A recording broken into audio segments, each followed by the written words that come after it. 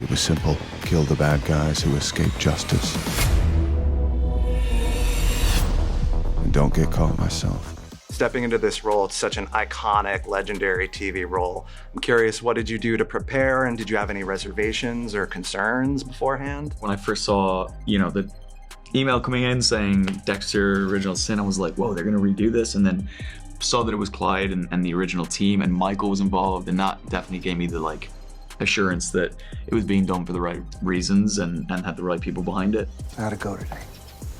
It was exciting, and kind of overwhelming, but in a good way. And then I spent a lot of time, from doing the audition, I was just watching Dexter nonstop. With the solve rate for murders at about 20%, Miami is a great place for me. Great place for me to hone my craft. Viva Miami. And kind of just finding the balance of bringing elements of what Michael did into it, and kind of honoring the continuity between who he was as a young man and when we meet him in season 1. My father was a man with so many friends, and I wasn't. We have his inner monologue played by Michael C. Hall still. Of course. So that there had to be that continuity with the voice and stuff as well. This is me following my father's advice. I think if you watch as the show goes on, it starts to get a little more like the Dexter that we know as well, as he kind of develops his persona a little bit more. And It's a true coming-of-age story. Yes, coming of age. Coming-of-age story. story. Coming-of-age story. It's good, I like it. First of all, we had our casting director is John Papsadera, who did all the Yellowstone shows, and Kim Winter, his associate. He searched the world. Patrick kept coming back on tape, and he had a great look. He's a great actor. We were trying to find him. He's Irish, as I think you know. Yeah. And we were told he was in England, so we spent all these tens of thousands of dollars trying to get visa expedited and all this other stuff. Turned out he was half a mile away from me in Los Angeles. So we had him into our studio, and I sat with him for about an hour, just screwing around. Loved his personality, loved his energy, loved his look, loved his talent. Put him in the conference room with our directing executive producer, Michael Lehman, who then worked with him for a while and then brought me in and then played back. He then performed for me, and there was no second choice. That's kind of and watch out for him. This guy's a star, so get out of the way. Now, Reno, Patrick Gibson is so good in this role. What was your first reaction to seeing him in action on set? It happened off set. It happened when we were sitting in our chairs backstage, and I realized that's not how he really spoke. Oh, the accent. The accent. I was like, accent. He came out with the horses, and I was like, what the? Are you speaking like I was like, what the? Right. Yeah. That was a really bad Irish brogue that I just did. that. But that's when I realized how amazing of an actor Patty is. Yeah. And, You guys did that won't with be disappointed.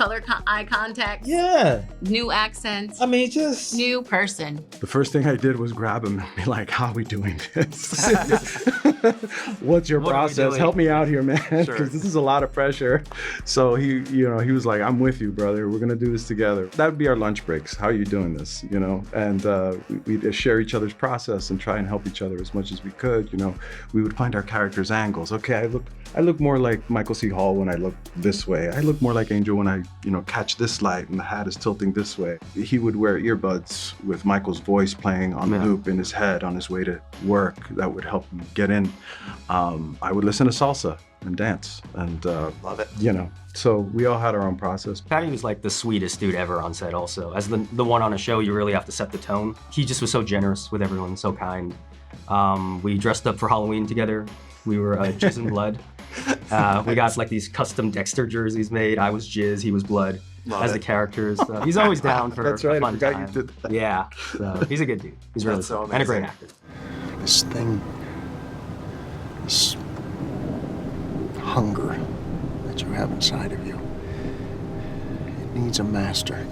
Now, the father-son dynamic is obviously so important to this series, and Harry's alive this time. So can you tell me a little bit about why Christian Slater was kind of the choice you locked in on? Sure. Michael Lehman, the director I just mentioned, had directed Heathers, so there was already a connection there. Christian came in for a meeting, could not have been more interested, more interesting. He asks you questions. How's your family?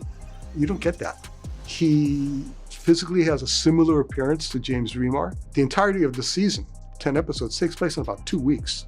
so we can keep him around for a lot longer without having him be a ghost. We want him in the dynamic. It's a family show. It's a family serial killer show.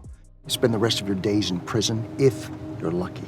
From now on, everything you do goes through me first. I was a huge fan of the original show and James Remar. I've just always loved his work and thought that he did an amazing job. I was always intrigued by the Harry character and wanted to know more about him. As a cop, I only fire my weapon to save a life. That's a code I live by.